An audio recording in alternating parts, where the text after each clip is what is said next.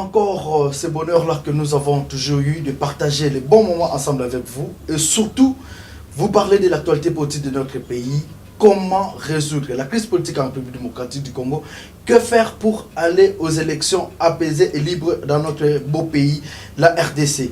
Alors pour répondre aux différentes préoccupations que nous avons, il faut un référendum aujourd'hui dans notre pays ou l'organisation des scrutins comme l'a recommandé le président de la CENI dans 504 jours. Nous recevons sur notre plateau de 30 minutes de vérité le président Chérubin Okende. Pour rappel, il est le président du parti politique Front Social des Indépendants Républicains et aussi il est le président du groupement politique Front Républicain de Saint-Christ. Avec lui, nous allons voir la RDC. Doit-on aller au référendum pour changer la constitution? Cette constitution qui est déjà torpillée, comme disent certains politiciens.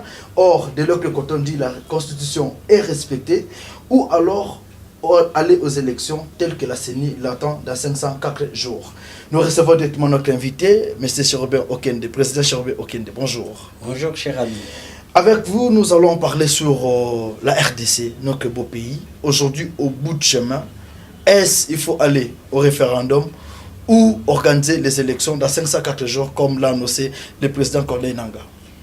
Bon, pour adopter la constitution du 18 février 2006, le peuple s'est prononcé clairement au référendum.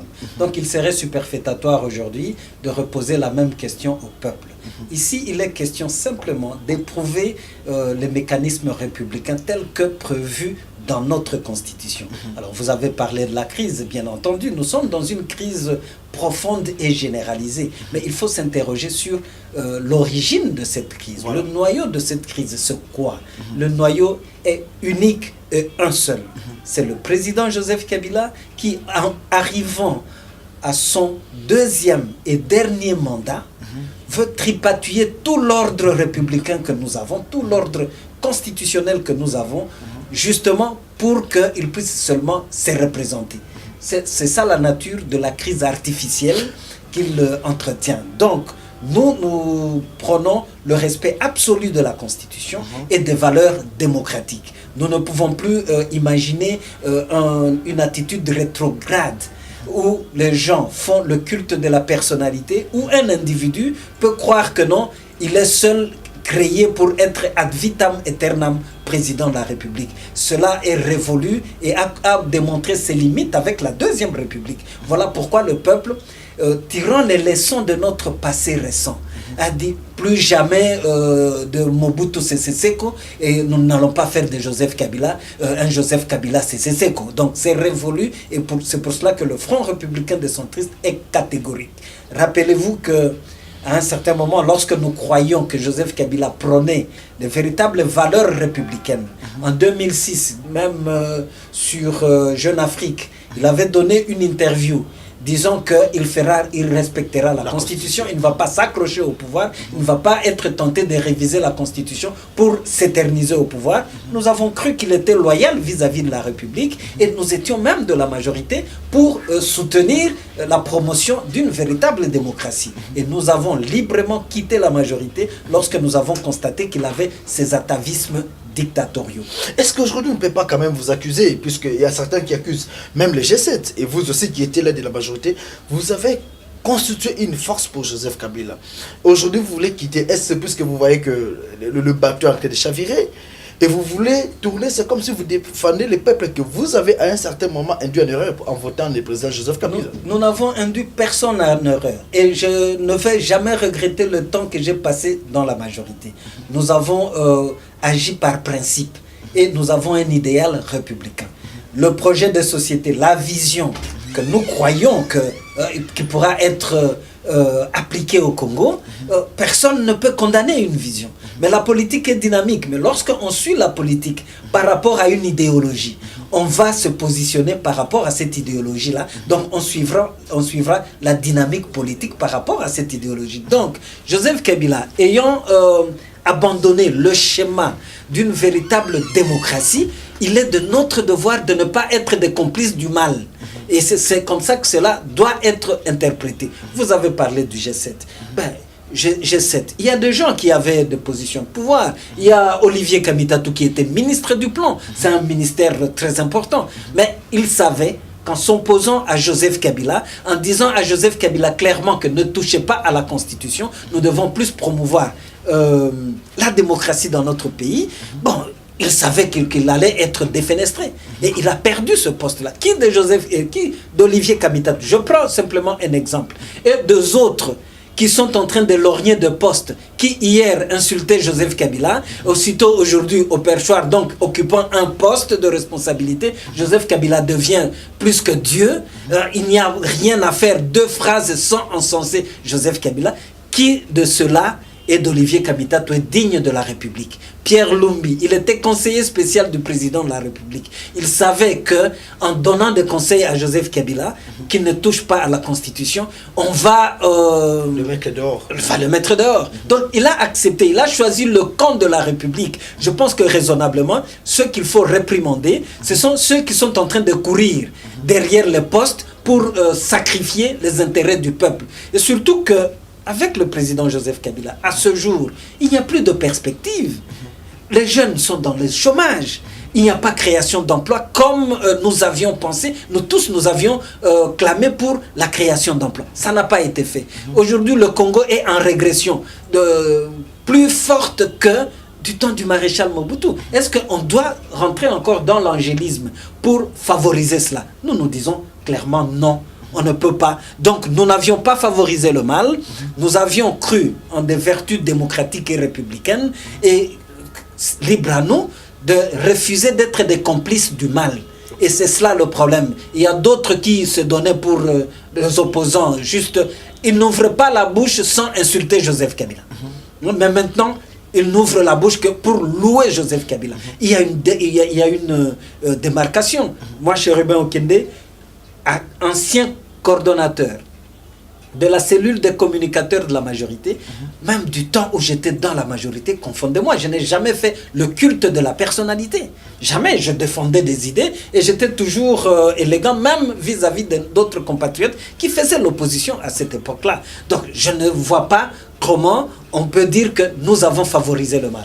Alors, pourquoi aujourd'hui vous attelez là-dessus, dire il faut seulement qu'il y ait organisation des élections au moment où vous savez que notre pays traverse un moment très compliqué sur le plan économique, surtout sur le plan sécuritaire? Pourquoi ne pas se mettre encore autour d'une table pour dire écoutez, notre pays a des problèmes, allons peut-être organiser des élections dans 2-3 ans, le temps de stabiliser quand même la sécurité de notre pays, ne fût-ce que ça, et la vie sociale du peuple congolais. Mon cher ami, ceux qui nous suivent ont le discernement.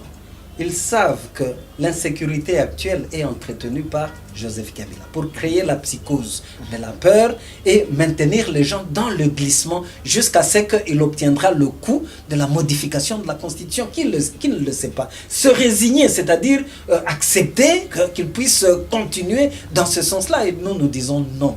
Vous dites pourquoi ne pas encore se retrouver autour d'une table? Ce n'est pas la première fois. L'exemple de l'échec pour parler de la cité de l'Union africaine. D'abord, d'ailleurs, ça c'est récent. Les tentatives ont commencé. Moi, j'étais encore dans la majorité lorsqu'il y avait les concertations nationales du palais du peuple. La première des résolutions que nous avons prises, c'est le respect absolu de la Constitution. Mais vous avez vu plus de 672 résolutions. Mais comme Joseph Kabila n'avait pas trouvé son intérêt, il a tourné tout le monde en dérision. Combien de résolutions on avait adoptées? Il ne faudra pas que des opérateurs politiques, même notre peuple, puissent avoir une mémoire courte. On doit aujourd'hui discerner les enjeux politiques avec une meilleure intelligence pour savoir où se trouve l'intérêt de la République plutôt que l'intérêt des individus. Donc nous nous inscrivons en faux par rapport à un autre round si les paramètres ne changent pas. Vous connaissez que les mêmes causes produiront toujours les mêmes effets. Aujourd'hui, c'est Joseph Kabila qui refuse de faciliter l'alternance démocratique parce qu'il veut s'accrocher au pouvoir. C'est ça le fait. Donc tant qu'il continue, on ne va pas le dissuader, le peuple ne va pas l'obliger à abandonner ce schéma, la crise continuera et discuter avec Joseph Kabila, ils trouveront toujours des subterfuges pour rouler les autres dans la farine et galvauder leur réputation politique. Et l'exemple du centre interdiocésain, de l'accord de la Saint-Sylvestre est là devant nous. La bonne foi des évêques a été trahie, jusqu'à les tourner en dérision. Il faut savoir dire non. Et ceux qui pensent que le peuple congolais est un peuple naïf, est un peuple distrait, est un peuple inconscient, ils se trompent. Parce que ce peuple prend de plus en plus conscience que la faiblesse de Joseph Kabila, c'est d'instrumentaliser l'armée, la police et de faire la répression. Et un peu aujourd'hui, la plus grande force qui va libérer ce peuple, c'est la misère. Elle est généralisée. Vous voyez, une ville-province comme Kinshasa, aujourd'hui est devenue un dépotoir. Ça pue de partout. Bon, la situation économique.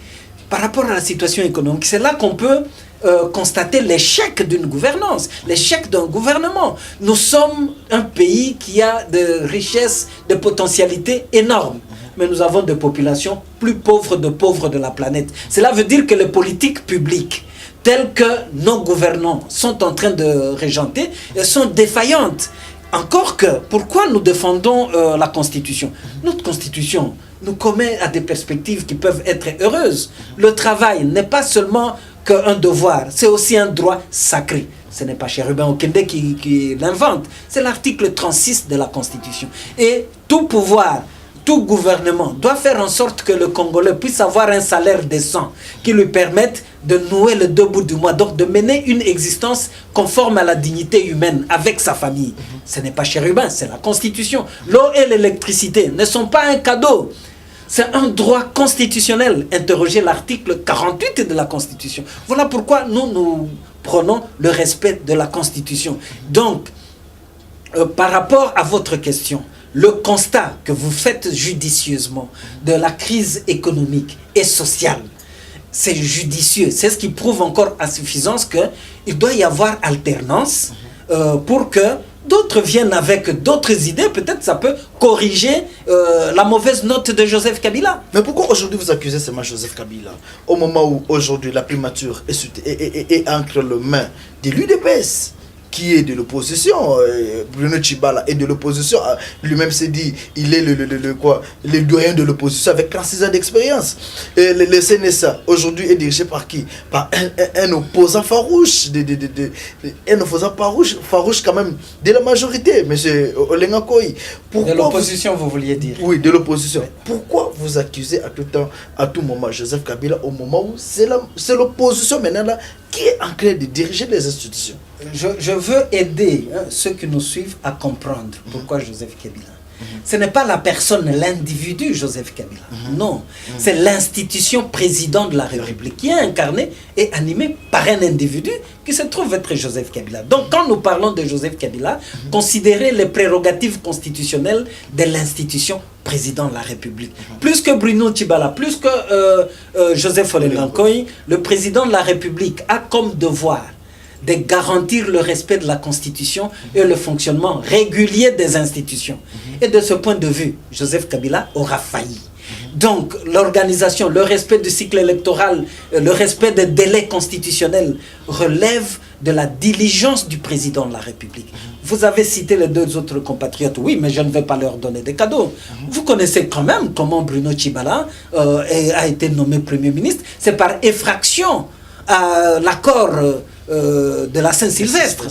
Bon, ils ont fait le jeu de la majorité. Encore Dieu seul sait s'il n'a pas joué hypocritement ce jeu-là depuis longtemps. Joseph Olenga Koyi, depuis quand Joseph Olenga Koyi était le président du Conseil des sages du Rassemblement? Vous comprenez un peu? Et c'est là que les Congolais fustigent la classe politique. Ils ont raison. Celui-même qui disait que Joseph Kabila était un virus. Le virus, le microbe, il ne faut pas s'attaquer à la fièvre, il faut s'attaquer... Bon, aujourd'hui, il n'ouvre la bouche que pour encenser Joseph Kabila. Je pense que c'est encore digne d'avoir discerné le mal et pour l'intérêt de la République, avoir décidé de ne plus composer avec Joseph Kabila pour l'intérêt de la République, plutôt que ceux qui ouvraient la bouche hier pour insulter Joseph Kabila, qui aujourd'hui sont dans les bottes de Joseph Kabila. Donc moi je crois que ce n'est pas un acharnement contre les individus, c'est la lecture. Joseph Olenga Koyi est en train de galvauder lui-même sa réputation d'un homme courageux politiquement, qu'il aura enduré depuis sa jeunesse et tout ça. Bruno Tshibala également. Et Nous avions même adressé une lettre ouverte à Bruno Tshibala lorsqu'il y avait cette proposition de le nommer Premier ministre. Nous lui avons dit, s'il doit jouer sur sa dignité, qu'il démissionne. Parce qu'il ne sera jamais un véritable Premier ministre. Jamais. Pourquoi vous dites jamais aujourd'hui? C'est lui qui décide. C'est lui qui est allé même en Afrique du Sud pour tenir des grandes conférences. J'espère que vous pesez le mot que vous utilisez. Vous pouvez vraiment convaincre le Congolais et tous ceux qui connaissent le jeu politique aujourd'hui que Bruno Tshibala décide. D'autres d'ailleurs qui connaissent comment les choses se passent, on dit que le directeur de cabinet du président de la République a plus de pouvoir que Bruno Tshibala. Ce n'est que l'étiquette. Donc là où il est, c'est juste pour son intérêt personnel. Il ne décide de rien. N'a-t-il pas promis le réajustement des salaires des fonctionnaires et lui-même, à quel taux? Et finalement, vous avez vu comment il a tergiversé. Aujourd'hui, il y a des remous sociaux partout. Et malheureusement, on commence même à traquer certains fonctionnaires, certains syndicalistes de la fonction publique pour les intimider. Mais c'est un échec. Bruno Tshibala lui-même avait promis que dans le délai, il donnera au peuple congolais des élections dignes de ce nom. Aujourd'hui, il balbutie. Vous avez parlé de la SADC, de l'Afrique du Sud. Il est allé là-bas pour faire l'aveu de son incapacité à mobiliser les moyens et à amener les Congolais aux élections. Aujourd'hui, leur fameuse tripartite. Excusez mon cher ami, lorsqu'on a le discernement, on va considérer ça comme un concert, un concert de trois Wenge. Alors parlons processus électoral. Tout le monde est en train de réclamer l'alternance, l'alternance. Enfin, moi je peux dire, enfin c'est arrivé. Puisque le président de la CENI, Corneille Nangaa, l'a annoncé ouvertement pour dire, nous aurons les élections juste après la fin du processus électoral, donc dans 504 jours. Quand même, vous devez quand même applaudir, dire Nangaa fait un bon travail et dans 504 jours, nous aurons les élections. Pourquoi encore réclamer alternance, alternance? Mon cher ami, Nangaa est un comédien. Et ce qu'il est en train de jouer, c'est un jeu très dangereux pour la République. De un, le cycle électoral, c'est de 5 ans, reconnu. Mais tous les 5 ans, il les efface comme ça, comme si de rien n'était, comme s'il n'y a jamais eu de budget et tout ça. Même lorsqu'il fait ses évaluations, 1,3 milliard de francs congolais, c'est comme ex nihilo. Donc on est parti du vide, du néant. Non, c'est ce que jouait le Congolais. Aujourd'hui, c'est 504 jours.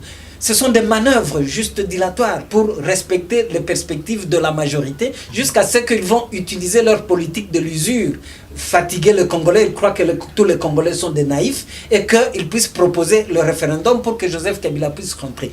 Personne de sérieux ne peut faire confiance à Corneille Nangaa et son équipe. D'ailleurs, moi, je suis en train de regretter qu'il y ait certains partis politiques qui se disent de l'opposition, mais qui gardent encore leurs représentants au sein de cette CNI.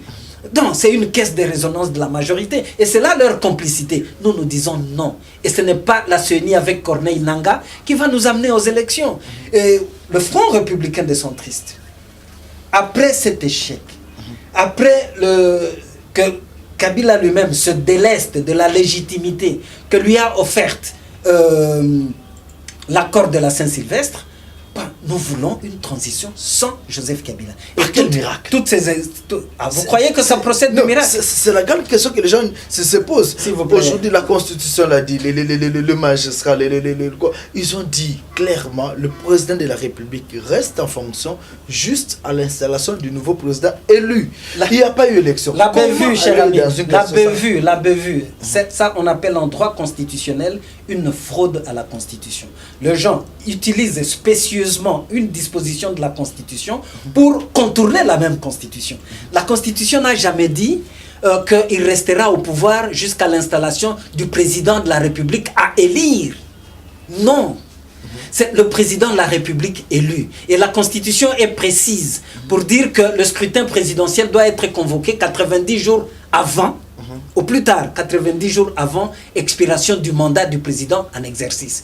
Donc, c'est une fraude qu'il s'accroche à cela. Et vous pouvez aussi vous poser des questions. Le président a élu. C'est jusque quand? C'était une année. C'était d'abord 5 ans. Lorsque nous avons terminé les élections en 2011, c'était 5 ans. Les 5 années sont terminées. Ce sont là les délais constitutionnels. On n'a pas organisé les élections. On a dit, bon, créons une légitimité appuyée avec l'accord de la Saint-Sylvestre.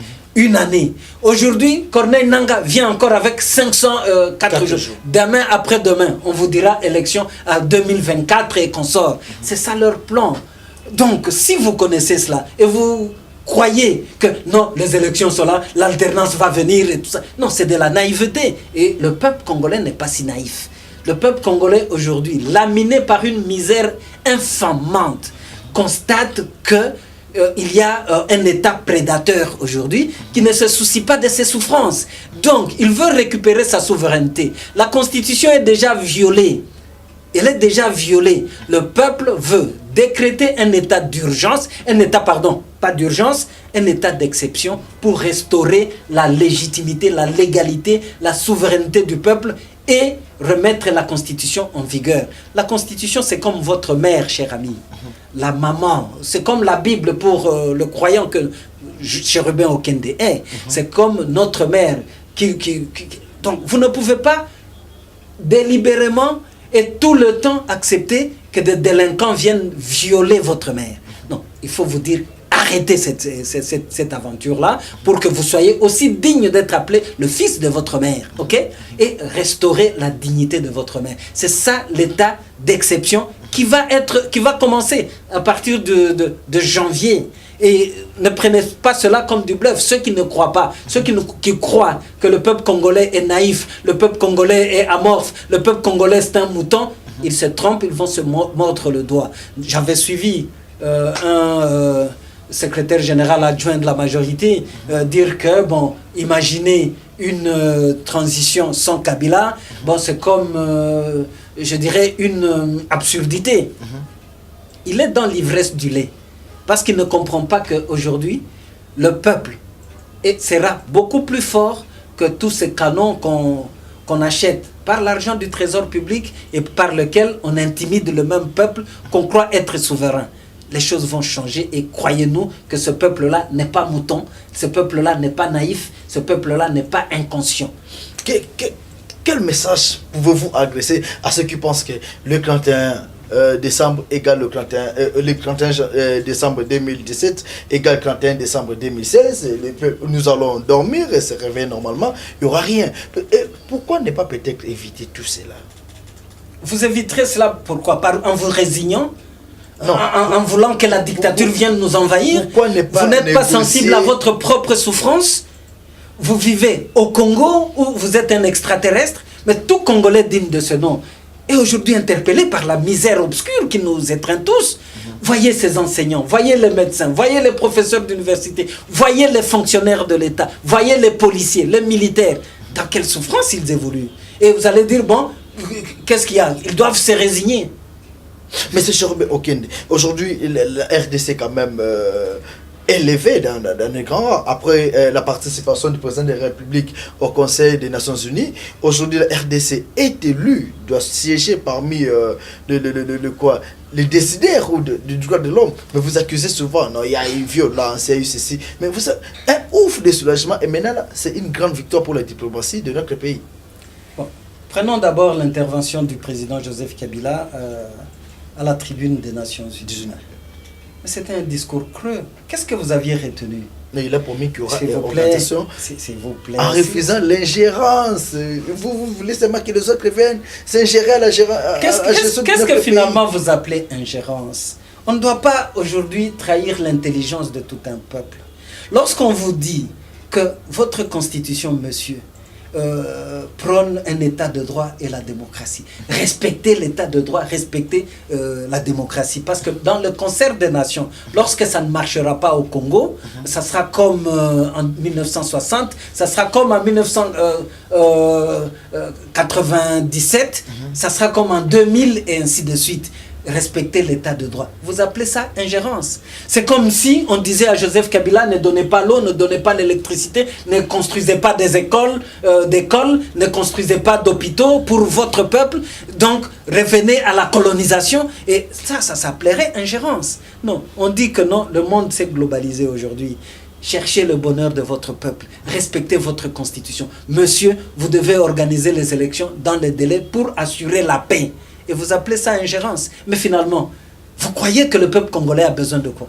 Enfin, d'une dictature. Mais les droits de l'homme sont quand même respectés, puisqu'aujourd'hui, Voilà. La RDC va siéger quand même. Non, s'il vous plaît. En tant que républicain,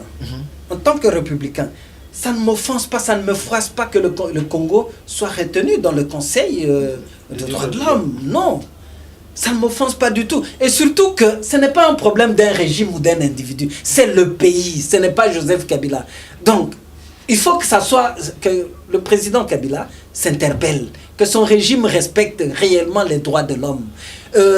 Dans cette cooptation, dans cette acception, dans cette, comment on appelle, dans cette validation, hein, en fait, il n'y avait pas de gros enjeux.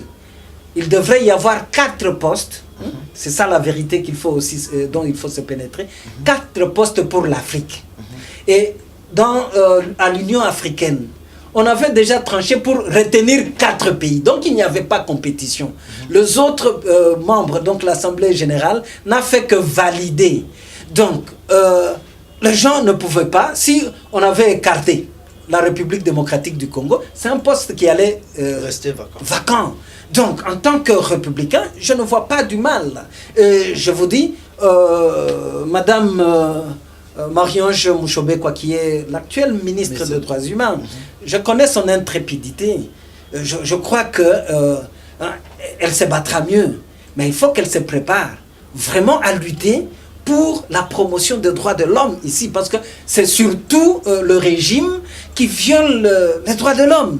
Donc elle doit se mettre dans ces diapasons-là pour travailler réellement pour la promotion des droits de l'homme. Et si dans notre pays, aujourd'hui, on arrive à respecter le droit des enfants, qu'il n'y ait plus d'enfants maltraités, qu'il n'y ait plus d'enfants recrutés dans des mines qui exploitent les minéraux du sang, qu'il n'y ait pas plus de femmes violées, qu'il n'y ait plus des enfants commis à de petits travaux au lieu d'aller à l'école. Aller à l'école, c'est aujourd'hui un droit fondamental. Il faut maintenant qu'on se batte pour ça. Ça ne fera du mal à personne. Aujourd'hui, ceux qui se glosent de ça, ils croient que c'est une excuse pour masquer leur incapacité à donner le droit à l'éducation à nos enfants, à protéger réellement la femme congolaise si violentée et si violée. Et là, quand même, je dois aussi faire chapeau bas à Janine Mabunda, qui prouve qu'avec pugnacité, elle est en train de restaurer la dignité de la femme qui était violée au Congo comme il n'est pas permis. Donc moi je crois, des actions positives qui font avancer la République, nous, dans notre foi républicaine, nous devons reconnaître. Mais le régime a été trop timoré. C'est comme s'il y a des faits qui n'intéressent pas le président Joseph Kabila. Il est engagé à autre chose. Et les tueries du Kasaï, ça doit interpeller. Ce sont nos compatriotes. Nous sommes en train de citer, mais 2 petites questions quand même qui nous reviennent en tête. Premièrement, c'est parler de la réunion quand même de CRGL qui s'est clôturée depuis hier. Parmi les recommandations, le respect de l'accord de Saint-Sylvestre. Côté majorité, on dit, on a déjà respecté l'accord, le Premier ministre qui est là est issu du rassemblement, mais côté opposition, on dit, on doit encore respecter l'accord. Est-ce pas une certaine confusion dans la tête de la population? Non, ce n'est pas une confusion, cet accord n'a jamais été respecté. C'est de manière sélective que Joseph Kabila fait le débauchage de Bruno Tshibala, de Joseph Olengankoy. Aujourd'hui, le résultat, il est lequel? Nul. Nul. On a même humilié les évêques, vous vous rendez compte? C'est gravissime cela, c'est comme si on n'a pas de moralité en faisant la politique dans ce pays. Donc moi je crois que dans leur stratégie, ils ont fait capoter l'accord de la Saint-Sylvestre. Par conséquent, le président Joseph Kabila a renoncé à la légitimité appuyée que lui accordait cet accord. Après le 31 décembre, pour nous, il faut penser à organiser une transition sans Joseph Kabila. Le mécanisme pour qu'on puisse se débarrasser de lui, il y a 2. De 1, à savoir, le Front républicain des centristes touche à sa conscience pour lui demander d'avoir de la loyauté vis-à-vis de la République. Il peut démissionner et partir tête haute. À ce moment-là, il va libérer la démocratie. Et on verra que tous ces turiféraires, tous ces flatteurs D'autres ont commis la même imposture, la même forfaiture du temps du maréchal Mobutu. Mais il doit aujourd'hui être seul face à sa conscience pour trouver la voie de la sagesse. Il peut démissionner, libérer les institutions. À ce moment-là, on organisera des élections vraiment transparentes et tout ça. La démission, nous ne sommes pas naïfs, c'est un acte de volonté. Aujourd'hui, en voyant comment il s'acharne, il peut ne pas suivre cela. C'est pour cela que nous voyons l'autre alternative, c'est l'état d'exception qui sera décrété par le peuple congolais en vertu de l'article 64 de la Constitution. Vous insultez à l'insurrection, là, on peut quand même vous arrêter, papa. C'est pas bien. C'est vous qui parlez d'insurrection. C'est vous. Insurrection contre qui? Quand la Constitution vous dit que le peuple a le droit de s'opposer ou de faire échec à tout pouvoir qui s'exerce en violation de la Constitution. Point barre. Je peux vous démontrer qu'aujourd'hui la Constitution est violée. Je peux vous démontrer que le président de la République a même violé son serment constitutionnel. Je peux vous démontrer qu'il n'assure pas il ne garantit pas le fonctionnement régulier des institutions. Je peux vous le démontrer. Donc, je pense que nous aurons encore parce que tout cela, on est en train d'intimider le peuple. Oh, il y aura des morts. Qui va tuer un peuple quand il réclame sa souveraineté et il réclame sa liberté, il réclame la démocratie? Condamner ceux qui vont utiliser la police, les services de sécurité pour brimer le peuple. Alors, vous êtes du côté du peuple ou vous êtes du côté des dictateurs? En tout cas, nous avons choisi pour être du côté du peuple parce que nous sommes ce peuple-là. Donc il faut, sans démocratie, ce pays va tourner en rond et il n'y aura jamais le bien-être de la population, le progrès social, voulais-je dire. Nous sommes en train de citer le président Cherubin Okende. Qu'est-ce qu'aujourd'hui, le peuple congolais qui nous ont suivis, qu'est-ce qu'ils peuvent au moins garder en tête de votre passage sur notre plateau? Nous rappelons que vous êtes le président du parti politique Front Social des Indépendants Républicains et aussi président du groupement politique Front Républicain des Saint-Christ. Vous étiez invité de notre émission, mais qu'est-ce que le peuple peut retenir de votre passage sur notre plateau? Le peuple doit retenir que la démocratie ne s'octroie pas et ne doit pas attendre une souveraineté sur mesure. Il doit exercer sa démocratie, arracher sa démocratie et exercer sa souveraineté. Aujourd'hui, nous sommes à la croisée de chemin. Il ne doit pas baisser le bras, il doit se mettre debout. Comment se mettre debout? C'est en disant à Joseph Kabila qu'il a fait le temps qu'il pouvait faire. S'il a fait de bonnes choses, tant mieux. S'il a fait de mauvaises choses, tant pis. Mais c'est le moment pour lui de laisser le pouvoir, de libérer la démocratie. Parce que avec la démocratie, il y aura émulation. D'autres pourront venir pour corriger la mauvaise note de Joseph Kabila. Donc c'est cela le véritable enjeu. Alors, il doit démentir tous ceux qui pensent que le peuple congolais est naïf, que le peuple congolais est là, timide. Le peuple congolais ne saura jamais se prendre en charge. Non. Le peuple congolais doit dire aujourd'hui que trop se trouve, la misère, elle a dépassé les bornes du supportable. Nous avons besoin d'une république et non des individus qui se substitueraient à la république. Et en le faisant, en acceptant d'abord de signer la pétition que nous allons renvoyer d'ici là pour demander à Joseph Kabila de démissionner, ça sera une preuve de bravoure. Et ce peuple doit être respecté par nous, opérateurs politiques. Si vous ne faites pas cela, demain, après-demain, un autre larron pourra venir. Bon, il viendra encore pour chosifier les Congolais et finalement ne jamais donner la démocratie qui doit nous amener au progrès social. Donc, le peuple congolais doit s'assumer. Le peuple congolais doit s'assumer, ne jamais trahir le Congo, comme l'avait dit Mosé Laurent Désiré Kabila. C'était un réel plaisir pour nous de partager ces bons moments avec le président Cherubin Okende.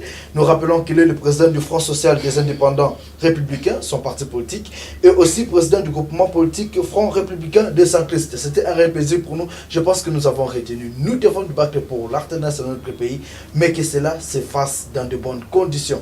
Nous vous souhaitons une bonne suite de programmes sur votre chaîne et surtout vous fixons rendez-vous pour le tout prochain numéro avec le même et réel plaisir. Merci. Je suis très content. Papa.